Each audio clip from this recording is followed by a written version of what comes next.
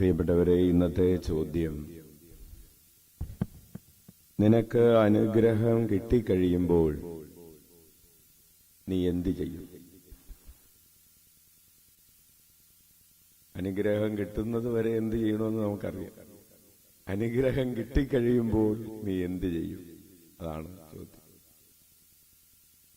ഇതിൽ ഇന്ന് അനുഗ്രഹം കിട്ടിയ 3 പേർ ചെയ്യുന്ന കാര്യങ്ങൾ ഇന്നത്തെ സുവിശേഷത്തിലുണ്ട്.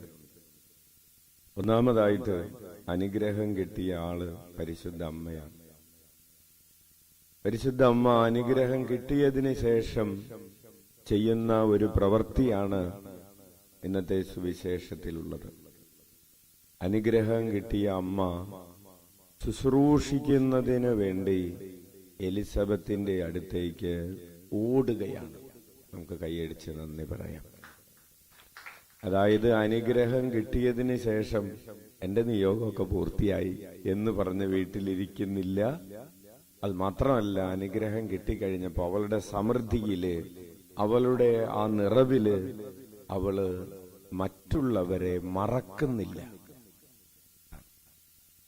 അനുഗ്രഹം കിട്ടി എല്ലാം ഓക്കെയായി കഴിയുമ്പോൾ സമൃദ്ധിയില് ദൈവത്തെയും മറ്റുള്ളവരെയും മറക്കാനുള്ളൊരു പ്രലോഭനം ഒളിഞ്ഞു കിടക്കുന്നുണ്ട്.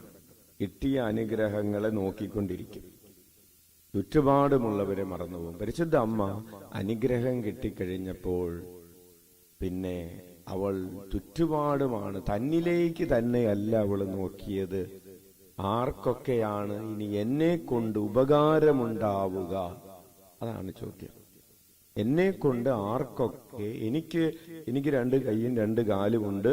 ഈ ഒരു അവസ്ഥയിൽ എന്നെ കൊണ്ട് ആർക്കാണ് ഉപകാരമുള്ളത് എന്ന് അന്വേഷിച്ചിട്ട് അവരുടെ അടുത്തേക്ക്, അവരിങ്ങോട്ട് വരട്ടെ എന്നല്ല, എലിസബത്തിന് ആവശ്യമുണ്ടെങ്കിൽ ഇങ്ങോട്ട് വരട്ടെ എന്നല്ല, എലിസബത്തിന്റെ അടുത്തേക്ക് പരിശുദ്ധ അമ്മ പോവാണ്. ഉറക്കെ വിളിക്കാം, ഈശോയേ ഈശോയേ. ഇനി രണ്ടാമതായിട്ട്, എലിസബത്ത് ഇനി ഒരു അനുഗ്രഹം കിട്ടിയിരിക്കുന്ന സമയമാണ്. എലിസബത്ത് വന്ധ്യയാണെന്ന് പറഞ്ഞിരുന്നവൾ ഇപ്പോൾ ഗർഭിണിയാണ്.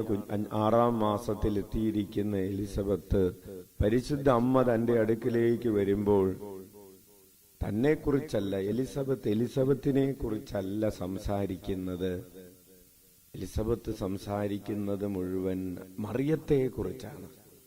എന്റെ കർത്താവിന്റെ അമ്മ, അനുഗ്രഹം കിട്ടിയവള്, ദൈവം പറഞ്ഞത് വിശ്വസിച്ചവള് എന്നൊക്കെ പറഞ്ഞ് മറിയത്തെ പ്രശംസിക്കുകയാണ്.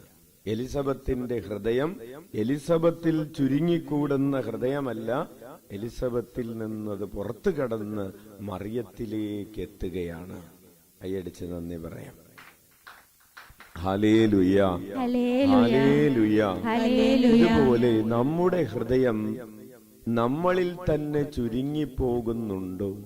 ഞാൻ എന്താണ് ചെയ്തുകൊണ്ടിരിക്കുന്നത്? ഞാൻ ചെയ്യുന്നത്, എന്നോട് ചെയ്തത്, അല്ലെങ്കിൽ എനിക്ക് ചെയ്യാൻ പറ്റാതിരുന്നത് എന്നൊക്കെയുള്ള നമ്മളിൽ തന്നെ ഇങ്ങനെ ഷ്രിങ്ക് ചെയ്യാന്ന് പറയും, ചുരുങ്ങിക്കൊണ്ടിരിക്കുന്നു അവസ്ഥയിൽ നിന്നും എലിസബത്ത്. അതുകൊണ്ടാണ് അച്ഛനാദ്യം ചോദിച്ചത്, അനുഗ്രഹം കിട്ടിക്കഴിയുമ്പോൾ നീ നിന്നിൽ നിന്ന് തന്നെ പുറത്തു കടന്ന് അപരനിലുള്ള നന്മകളിലേക്ക് ഹൃദയത്തെ വിശാലമാക്കണം. ഉറക്കെ വിളിക്കാം, ഈശോയേ ഈശോയേ. ഇനി മൂന്നാമതായി അനുഗ്രഹം കിട്ടിയ ആളാരാണ്? എലിസബത്തിന്റെ ഉള്ളിലെ ശിശുവോ പരിശുദ്ധാത്മാവിനാൽ നിറഞ്ഞു. പരിശുദ്ധാത്മാവിനാൽ നിറയുക എന്ന് പറയുന്നത് വലിയൊരു കൃപയാണ്. അപ്പോൾ അനുഗ്രഹം കിട്ടിക്കഴിഞ്ഞപ്പോൾ, പരിശുദ്ധാത്മാവിനാൽ നിറഞ്ഞപ്പോൾ സ്നാപക യോഹന്നാൻ എന്ത് ചെയ്തു? കുതിച്ച് ചാടി. എന്തിനാണ് ഈ കുതിച്ച് ചാടിയത്?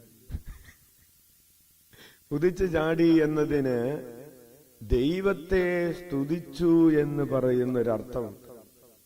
നിന്റെ ആത്മാവിൽ, നിന്റെ ഉള്ളിൽ പരിശുദ്ധാത്മാവ് നിറഞ്ഞു കഴിയുമ്പോൾ, ഒരു ദൈവീക കൃപ നിന്നിൽ വന്ന് നിറയുമ്പോൾ, ആ ദൈവീക കൃപയിൽ നീ ആനന്ദിക്കുകയാണ്. അതൊരു കൃതജ്ഞതയാണ്. അനുഗ്രഹം കിട്ടിയതിനെ ഓർത്ത് നീ ദൈവത്തിന് നന്ദി പ്രകാശിപ്പിക്കുന്ന ശാരീരിക ഭാഷയാണ് ഈ കുതിച്ചു ചാട്ടം എന്ന് പറയുന്നത്. സ്തുതിപ്പാണത്.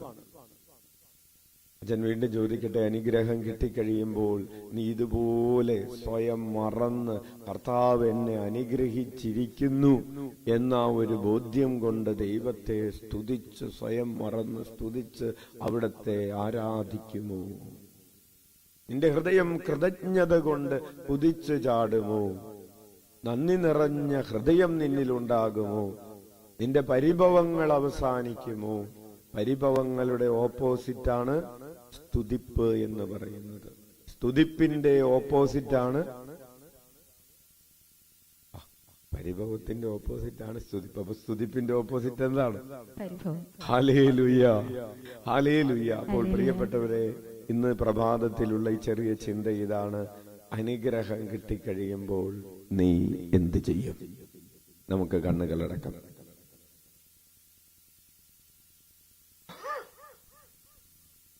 നമ്മുടെ അനുദിന ജീവിതത്തിൽ മറ്റുള്ളവരെ മറന്നുപോയ സമയങ്ങളെ ഓർത്ത് നമുക്ക് അനുതപിക്കാം. ദൈവത്തിന് അർഹമായ കൃതജ്ഞത നമ്മിൽ നിന്ന് എപ്പോഴും പുറത്തേക്ക് വരാതിരിക്കുന്നതിന് സമയങ്ങളെ ഓർത്ത് നമുക്ക് അനുതപിച്ചുകൊണ്ട് കരങ്ങൾ ഉയർത്തി 21 പ്രാവശ്യം യേശുനാമം വിളിച്ച് നമ്മുടെ